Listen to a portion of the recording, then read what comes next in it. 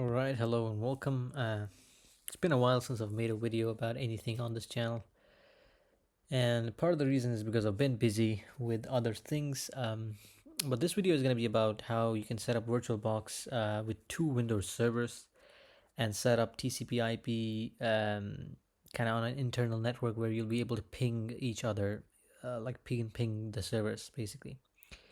We'll use one of them as the DNS server, and and we'll be able to ping them. So what I'll do first of all is I'll create a new virtual machine. I'll call it Windows server. This is a 2025, and I'll just call it 1 because I'm creating two servers. So I'll call this one Windows Server 2025 1, and this is a Windows thing, and I'll use an ISO image here. So I have my ISO image inside the downloads folder, and then Windows Server ISO, and then this is the ISO we'll be using. If you want a link to this ISO, I have put it in the description down below. You can download it from my Google Drive, and I'll open it, and I will essentially give it 2 gigs. So 2 gigs of RAM, because I think on my machine I only have 8 gigs on this Mac, so it works best because I have to run both of them at the same time. I just give it a little bit less just to kind of make sure it does work. I'll give it around 50 gigs because that's what's recommended for Windows. At least you need to give it 50 gigs. So I might just type it in because it's too slow. Just type it in 50 gigs, and the rest of them you can just keep it the same. And then once you click finish, I will create a second one. So I'll create new, and we'll call this Windows Server 2025, and we'll call this one 2. Again, the ISO is going to be this one. Then you'll again not unattended, we don't want that. We'll create a 2024 2048. Okay, that's fine. And then again we'll give it 50 gigs. Just type it in. I think it's the best. Just type it in. So that's about this. It'll create 2 of those. I'll not fire them yet. I do need to configure some things before I fire them up. You'll go to settings here, and in system you'll not change anything, but you'll go down to network here. Now by default it will get a NAT adapter, which is what gives you internet on the virtual machine. We do want to add another network adapter. You can click on enable network adapter and just type in internal network. Once you do that, you can change this name. I do like to change it. I like to name it WinNet, W caps, N caps, but it has to be same. Just whatever you name it, it has to be exactly same, case sensitive and everything. Now Ethernet over USB is fine. You can choose whatever you want, but just make sure the mode is set to allow all. This is very important. It won't work without it. And I think that's basically it. You will do that, and then you click OK for the first one. For the second one as well, pretty much you will be doing the same thing. Go to network, adapter 2, enable network, attach it to internal network. And again, as you can see, it's picked up the name automatically, WinNet, and then we'll say allow all. You could have multiple, obviously, but then since we only have one right now, it can just connect to that one. And we then hit OK. Now we have to install it still, so we'll click on start, and then we'll begin the installation. Here you just need to make sure you press the buttons as soon as you kind of do that. You'll just hit enter there. I just hit enter 2 times. Okay, the moment it starts, just hit enter. Okay, and we'll install the first one. Here I'll just choose the English world, click next, install Windows Server, I agree, click next. I don't have a product key, and here we're gonna say accept. It's detecting that 50 gig drive. We'll click next, and we'll click install on this one. While this installs, I'll also fire up the other one because we don't want to waste time here. Since we gave it like 2 gigs, we are able to run these simultaneously. Otherwise, you can see I'm just pressing enter a couple times. The moment the VirtualBox starts, I'm just pressing enter a couple times because that's what allows it to get into that CD boot menu from the ISO file. Now here I will select English world again, and then I'll just click next, I agree, next, and then I don't have a product key, and then we'll do accept, and then both of these Windows servers will start essentially installing. We could even, make this full screen and have these kind of lying here. So once these kind of install, I'll get back to you. Now your computer will restart multiple times during this process. For example, this left one is already on the product key screen. I'll just say do this later, and I'll at this point set up a password. I'll set up same password for both of them, although you don't need to, but I'll just not complicate things too much. I'll set up the password, I'll click finish, and that'll finalize the settings on the left one, and then we are left with the right one, which basically will do the same thing essentially for this one as well. So I'll type in my password, that'll allow me to get in. Same thing for this one, I'll say do this later. I'll just select the same password for both of them, click finish, and this one is taking a bit because it started kind of late, but this one is already kind of running. Before I kind of show you what the settings you have to change in the actual servers, you do need to do a couple things, just recommended, because I think they make your life a little bit easier. This screen is a little bit smaller to see, and there are so many different things that you can do using something called guest editions, which a lot of you might know. Now what I will do is here, it will of course start the server manager. This is all default. Both of them will be on the same screen. And what I'll do on the left side here is I'll go to devices here, and I'll go to insert guest edition CD image. So once I click that, you can say don't show, and then click all of this. You don't need to worry about that.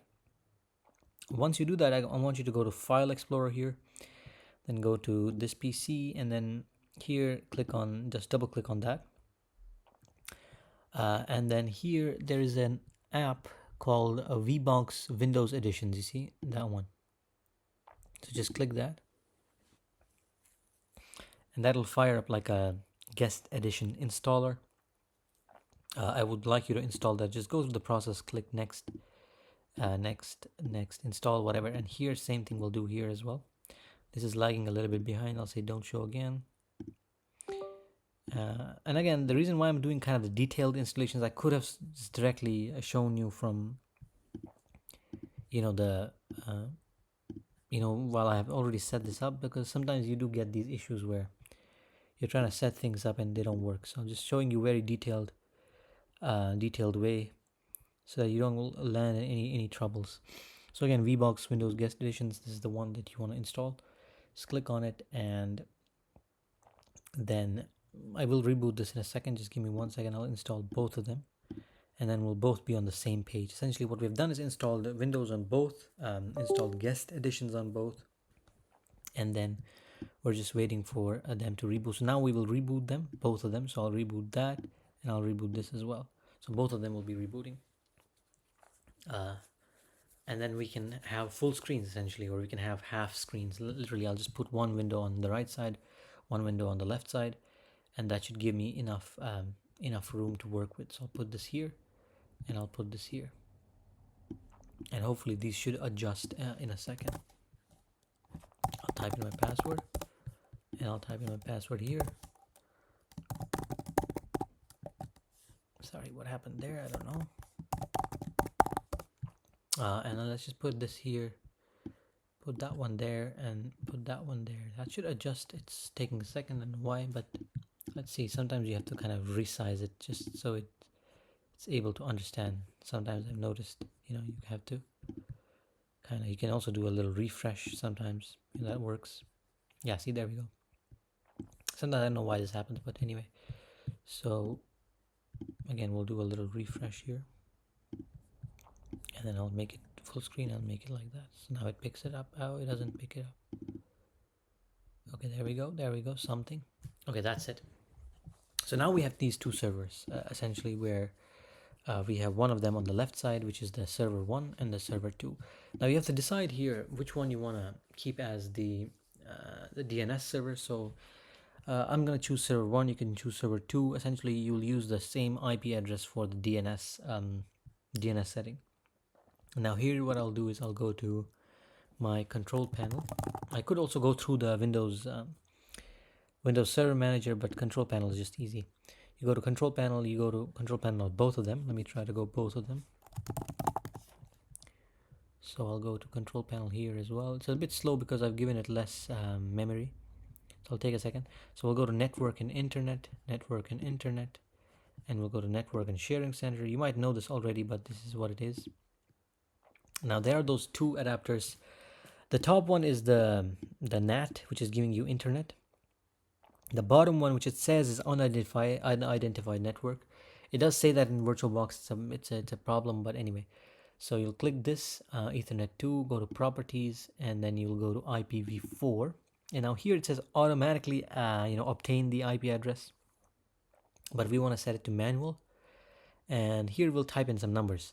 You want to do the same thing for this one, Ethernet 2, properties, and IPv4, and obtain the following. Now you can choose IP address to be anything, but I recommend doing 192.168.0. And then let's make this anything, any number like 50 or 40 or whatever, but just make they're different. Okay, make sure they're different.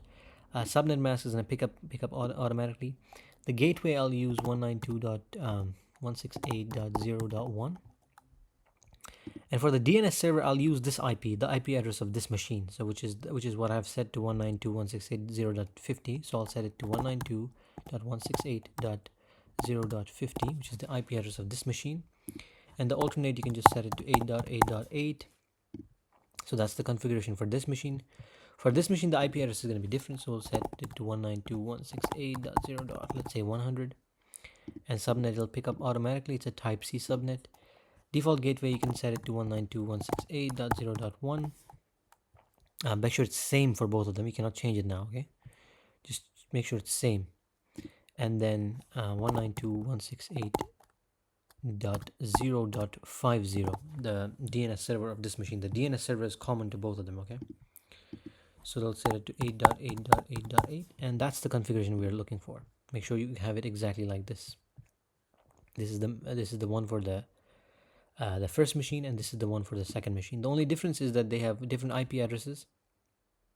Okay, rest of them pretty much is the same thing. They have same DNS server, and rest settings are same. So you click OK, and it says the default gateway is not on the same network, which is not true. Let me see why that is. Why it says that. I'm gonna have to double check some things here. It says not on the same network. Is it not on the same network? Let me double check.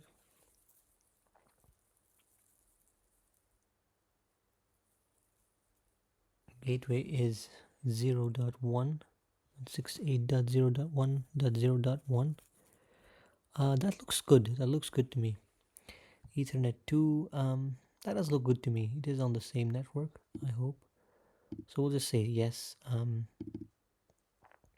Is it 192.168.0.1? Yeah, that's on the same network. Oh no, that's not on the same network. The problem is 168. Okay, so 168, that was the problem. This was 169 and this was 168. Make sure these two have to be same, okay? So now you click OK and then hit OK. And then here it's 168, here it's 168, so that's good. So let's hit OK for that. That's why I was saying I was like wondering why it's not same. It was a little bit small, the font, okay? So now you should have the configuration ready, even though you can't still ping, okay? You won't be able to still ping the network because the firewall will be blocking it. So if you open a PowerShell and you type in ping 192.168.0.100, you won't get a response back. Probably get a request timed out or something because it's being blocked by the firewall. Now on both servers, what we will do is we'll enable the firewall. So what you do is you go to Windows. You could do it through a PowerShell as well, but I like it this way. It's just so simple. Now in the firewall, what we will do is we will go to the setting called inbound rules, and there should be a setting called where it says file sharing, file and printer. This one, file and printer sharing, echo request ICMP v4. This is default, by the way. This is blocked on both. If you see on this server as well, I'll just pull it up. Windows Defender Firewall. If you see on the no, this is not the advanced one. wait, Windows Defender firewall with advanced settings. Windows Defender firewall with advanced settings. This one. Now here you can see that inbound rules, I have the same problem here. Uh, if I again look for the setting, this one, file and printer sharing echo request, this is by default not enabled. Enabled are the ones that have this green check mark. So you can just say enable rule, and then here as well say enable rule. That'll enable that, okay? Anyway, so then what you do is just restart your computer once. I mean, you could already kind of try pinging, but that might not work. Let's just give it a try. It will actually work. It doesn't have to be that complicated. 168.0.100, and once you do that, you'll get a response from the other server back. Okay. If it doesn't work, just restart your machine. Just click restart. You can just call it planned or whatever, but it should work. Okay, I'll restart both of them. Just to show you that even if you restart now, you will still be able to ping. Yeah, you should still be able to ping and if you follow this kind of the way I showed you, this should be good. Sometimes you do run into all sorts of problems where the ping is not working, you get request timed out, you know, the usual stuff, the usual culprits.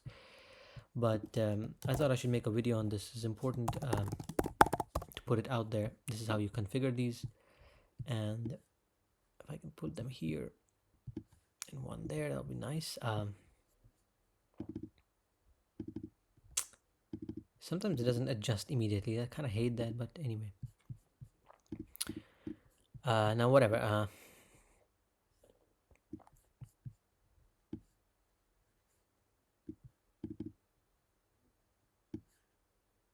So boom, okay.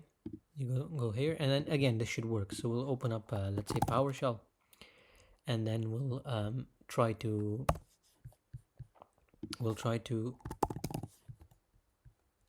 ping the other server. You can ping the other one as well, by the way. You don't just ping the other one. You could for example, from this server, you could ping 192.168.0.50 as well. Both will work, okay?